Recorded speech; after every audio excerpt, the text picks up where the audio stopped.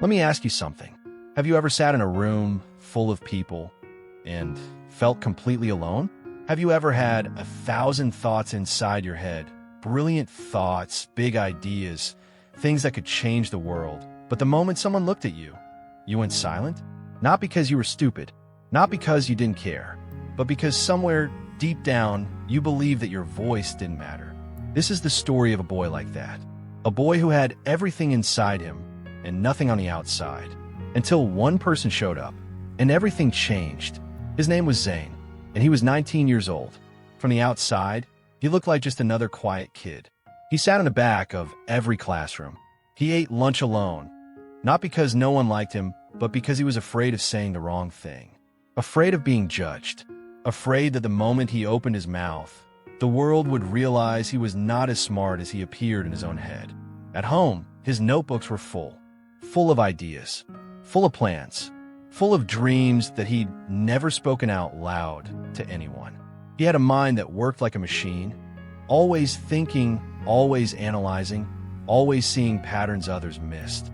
But a brilliant mind in silence is like a fire locked inside a jar. It burns, but no one feels its warmth. His teachers didn't notice him. His classmates barely knew his name. And every day, he told himself the same lie. It's okay. I just need more time. One day, I'll be ready. But one day never came, because he was waiting for permission. Permission that no one was ever going to give him. One afternoon, Zain was sitting alone in a college library. Head down, earphones in, invisible as always. That's when an older man sat across from him. A professor. Not his professor, just a man who had seen something in Zain's eyes that Zain himself had never noticed. The professor looked at the notebook in front of Zain. Pages and pages of writing. Ideas. Diagrams. Questions. He said just one thing. You have a lot to say, don't you? Zain looked up, nervous, ready to say no, it's nothing. But before he could, the professor smiled and said, I can always tell. The quietest people usually have the loudest minds. Something cracked open inside Zain that day. Something small, but real. He didn't say much, but the professor kept coming back. Every afternoon, same table. And slowly, Zain started talking. One word, then a sentence, then a whole idea. And the professor listened. Not just with his ears, with his full attention. Like every word Zain said mattered. Like Zain himself mattered.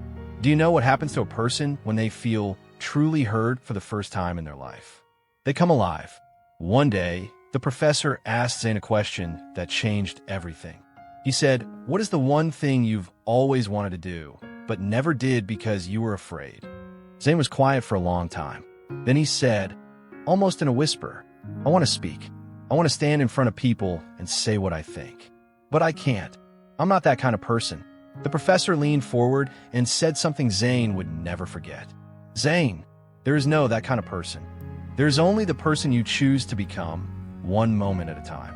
He told him, confidence is not something you're born with. It is something you build brick by brick every time you do the thing that scares you. He told him, your introversion is not your weakness.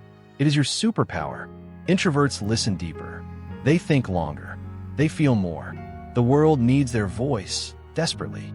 He told him, the reason you've been silent is not because you have nothing to say. It's because no one ever told you that your words were worth hearing. But they are, Zain. They always were.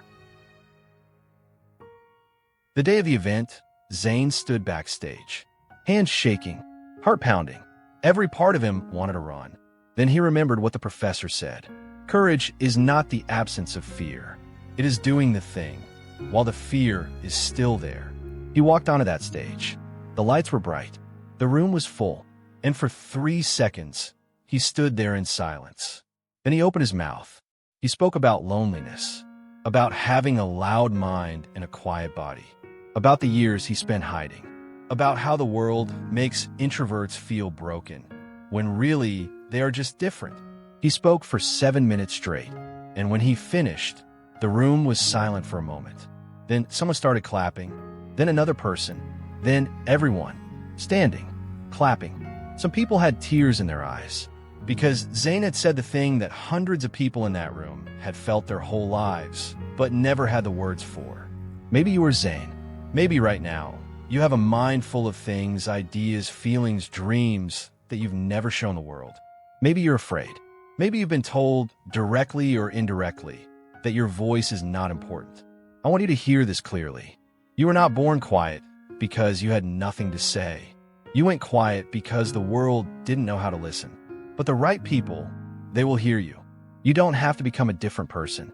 You don't have to be loud. You don't have to be an extrovert. You just have to be willing to take one small step outside the silence. Because that one step, it changes everything. Not just for you. For every person watching, listening, waiting for someone to finally say the thing they couldn't. Your voice is not a burden to the world. It is a gift the world is waiting for. Start speaking. One word, one moment, one day at a time. If this story touched you, share it with someone who needs to hear it. Leave a comment telling me, what is the one thing you've been afraid to say? I